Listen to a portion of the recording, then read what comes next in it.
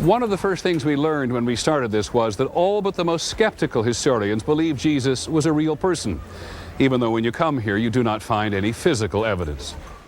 It's good that Jennings admits that Jesus was a real person. Some have tried to make Jesus into a myth, but the evidence that Jesus lived in Judea in the first century is overwhelming.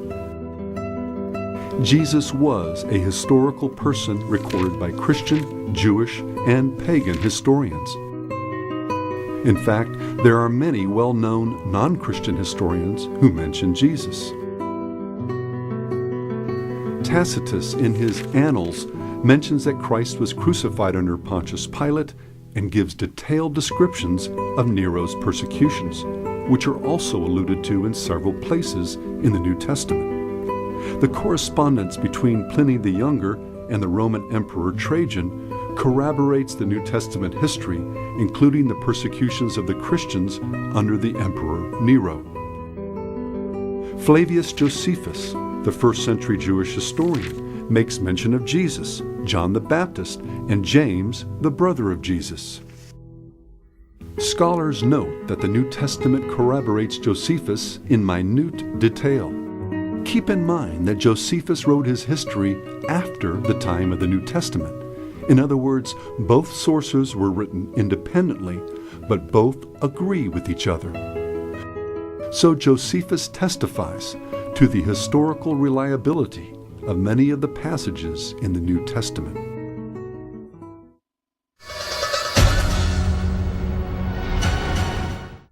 Contrary to what many popular skeptical commentators may say, most scholars regard this passage as genuine once certain Christian interpolations are removed. Well, the word interpolation refers to any instance when, in the copying of a document by hand, someone has added in something that was not previously in the text. Some people would refer to that as a form of forgery, but there's a difference between an interpolation and a forgery. A forgery is something done with some sort of malice or ill intent. An interpolation may or may not be done with that kind of intent. A forgery is a type of interpolation, but not all interpolations are forgeries.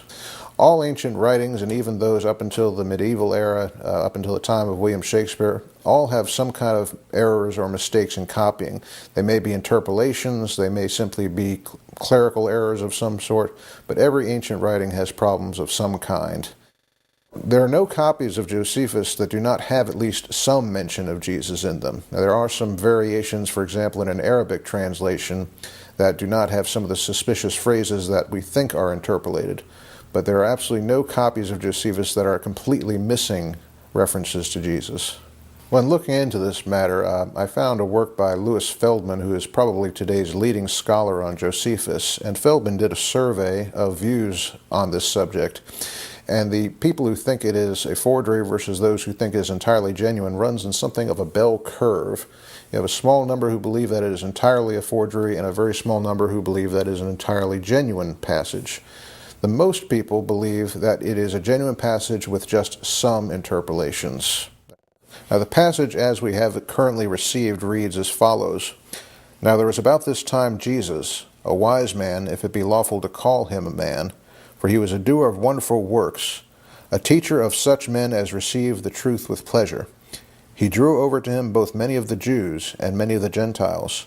He was the Christ, and when Pilate, at the suggestion of the principal men among us, had condemned him to the cross, those that loved him at the first did not forsake him, for he appeared to them alive again the third day, as the divine prophets had foretold these and 10,000 other wonderful things concerning him. And the tribe of Christians so named from him are not extinct of this day. The portions that are considered most suspicious are the ones that seem to make Josephus sound like a Christian. For example, he says, he was the Christ, which is not something that we would expect Josephus as a loyal Jew to say. Now, if we take out the portions that are considered most suspicious, here's what we are left with. Now there was about this time Jesus, a wise man, if it be lawful to call him a man, for he was a doer of wonderful works, a teacher of such men as received the truth with pleasure. He drew over to him both many of the Jews and many of the Gentiles. And when Pilate, at the suggestion of the principal men among us, had condemned him to the cross, those that loved him at the first did not forsake him, and the tribe of Christians so named from him are not extinct to this day. Now, there's a shorter passage in Josephus about Jesus that comes from a section that is about James, the brother of Jesus. In the context of this passage, James has just been executed, and Josephus briefly refers to James as the brother of Jesus, the so-called Christ.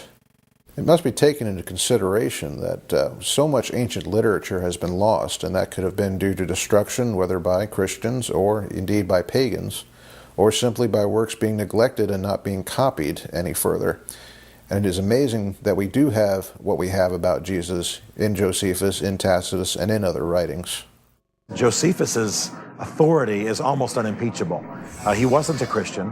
He was a Jew who worked for the Romans, having been captured as a Jewish commander. He then began to work for the Romans and essentially write pro-Roman history. There was no reason at all for him to substantiate the truth of the New Testament or the truth of Jesus. There was nothing in it for him. It would have actually been probably more direct for him, more conducive for him, given his position, to undermine Jesus, but he didn't. He substantiated Jesus, he substantiated miracles, he substantiated the birth of the church. And so Josephus seems to me, as a Christian, to be a godsend, and as a scholar to be unimpeachable as a source of evidence. Given that he had no dog in the fight, so to speak. He had no intention, nothing to gain by substantiating Jesus as powerfully as he did in his writings. You know, it fascinates me when people try to purport that Jesus is a myth, because even the enemies of the Christian church, and the enemies of the Jews for that matter, held that Jesus was a real human being. We have a number of Roman historians who held that view.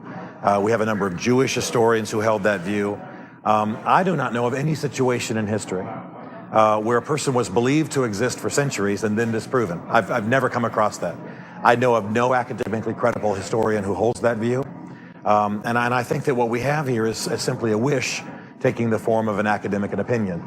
The fact is that Jesus is well substantiated, even by his enemies, as a living, breathing human being who lived approximately when the Bible said that he did, and did approximately what the Bible said that he did.